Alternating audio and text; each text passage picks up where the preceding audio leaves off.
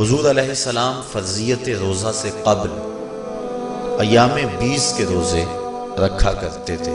ہر ماہ کی 13، 14 اور 15 تاریخ کو قمری تقویم کے حساب سے جو روزے رکھے جاتے ہیں ان کو ایام 20 کے روزے کہا جاتا ہے۔ لیکن اس کے بعد پھر عاشورہ کا روزہ حضور نے معمول بنایا، اور اس کو کسی صورت بھی حضور اور صحابہ ترک نہیں کرتے تھے۔ فصام رسول اللہ وامر بصیامہ، حضور نے خود بھی روزہ رکھا اور صحابہ کو بھی حکم دیا کہ یہ روزہ رکھیں۔ لیکن جب سن 2 ہجری کو واقعہ بدر سے 1 مہینہ قبل 17 شعبان المعظم کو جب روزہ فرض کیا گیا تو پھر حکم دے دیا گیا۔ حضرت عائشہ صدیقہ رضی اللہ تعالی عنہ سے روایت ہے کہ فرمایا اب جس کا جی چاہے عاشورے کا روزہ رکھے اور جس کا جی چاہے ترک کر دے، لیکن اس سے قبل وہ روزہ رکھنا امت پر ضروری تھا۔ اب ایام معدودہ یعنی گنتی کے دن، اور وہ 29 یا 30 دن ہیں، ان کے روزے امت پر فرض کر دیے گئے۔ سن 2 ہجری میں روزہ فرض ہوا۔ حضور نے 11 ہجری کو رمضان سے قبل ہی ربیع الاول شریف کے مہینے میں انتقال فرمایا۔ اس طرح حضور علیہ السلام کی زندگی میں کل 9 رمضان آئے، 2 ہجری کو شامل کر کے 9 رمضان زندگی میں کل آئے، جس میں 2 رمضان 30 کے تھے اور باقی 7 رمضان 29 کے تھے۔ اور یہ بات ذہن میں رہے کہ روزے 29 ہوں یا 30 ہوں، اللہ ثواب 30 کا ہی عطا فرماتا۔ جس طرح کوئی شخص بھول کر کھا لے تو حدیث میں آتا اس کو اللہ نے کھلایا، اس کو اللہ نے پلایا، تو وہ اس نے کھا بھی لیا، اس نے پی بھی لیا، لیکن اس کا روزہ بھی باقی رہا۔ اس طرح اگر چاند 29 پہ نظر آ جائے تو ثواب اللہ 30 کا ہی عطا فرماتا ہے۔ یہ اس کی کرم نوازی ہے اپنے بندوں پہ۔ تو روزہ ڈھال ہے اور جہنم سے آزادی کا ایک اہم ذریعہ ہے۔ روزہ اللہ اور بندے کے مابین ایک راز ہے۔ روزہ نور ہے، ضیاء اور روشنی ہے، اور آقا کریم صلی اللہ علیہ وآلہ وسلم نے روزے کی فضیلت بیان کرتے ہوئے ارشاد فرمایا کہ ہر شے کی کوئی زکوٰۃ ہوتی ہے، انسان کے جسم کی زکوٰۃ روزہ ہے۔ اگر روزہ رکھے گا تو جسم زکوٰۃ ادا کرے گا۔ جس طرح زکوٰۃ سے مال پاک ہوتا ہے، روزے سے جسم پاک ہو جاتا ہے۔ اور روزہ ویسے بھی انسان کے لیے شفا کا پیام ہے۔ فرمایا کہ سحری کھایا کرو، چونکہ سحری کے کھانے کے اندر بھی اللہ نے برکت رکھی۔ تو یہ ماہ صیام اپنے دامن میں برکتیں لے کر، رحمتیں لے کر نازل ہوتا ہے۔ اس کا پہلا حصہ رحمت، درمیانی حصہ مغفرت، اور آخری حصہ جہنم سے آزادی کا مژدہ جاں فضا ہے۔ حدیث میں آتا ہے کہ اللہ نے میری امت کو رمضان المبارک کے روزے کے حوالے سے 5 چیزیں ایسی عطا کی ہیں جو اس سے قبل کسی امت کو نصیب نہیں ہوئی۔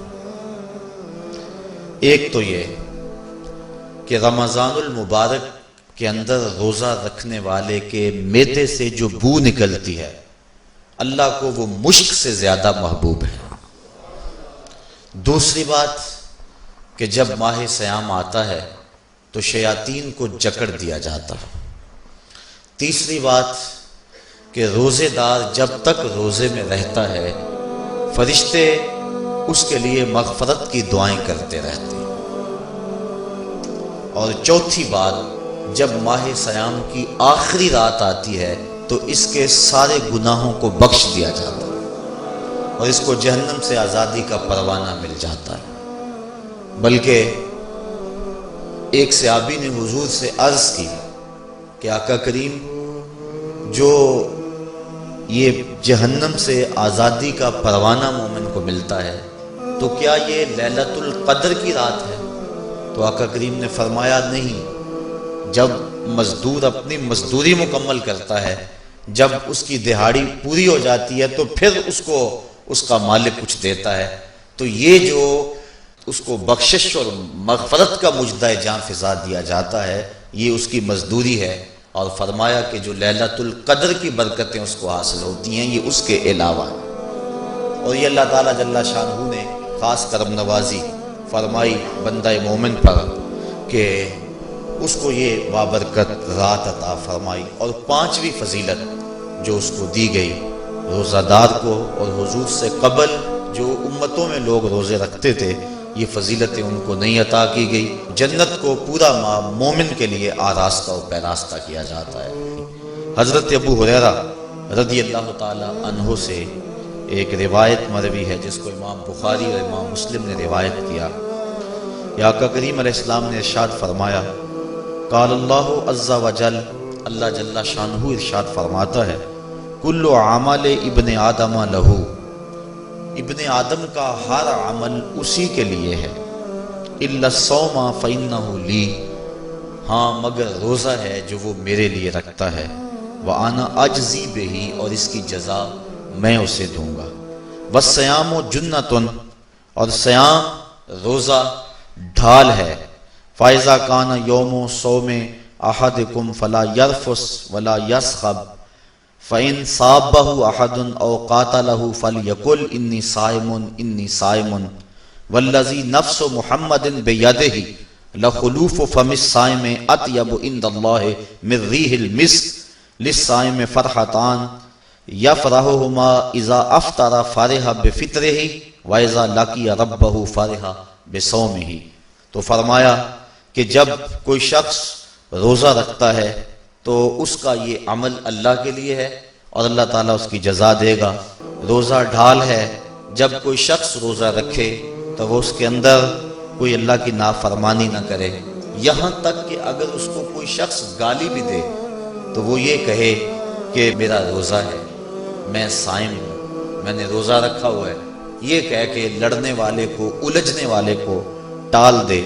حضور نے ارشاد فرمایا، مجھے قسم ہے اس رب کی جس کے قبضے میں محمد کی جان ہے، کہ روزہ دار کے معدے سے جو بو نکلتی ہے اللہ کو وہ مسک یعنی کستوری کی خوشبو سے زیادہ محبوب ہے۔ اور روزہ دار کے لیے دو خوشیاں ہیں، ایک خوشی اس کو اس وقت ملتی ہے جب وہ روزہ افطار کرتا ہے، اور دوسری خوشی اس کو اس وقت ملتی ہے جب اس روزے کے صلے میں اسے اپنے رب کا دیدار نصیب ہوگا۔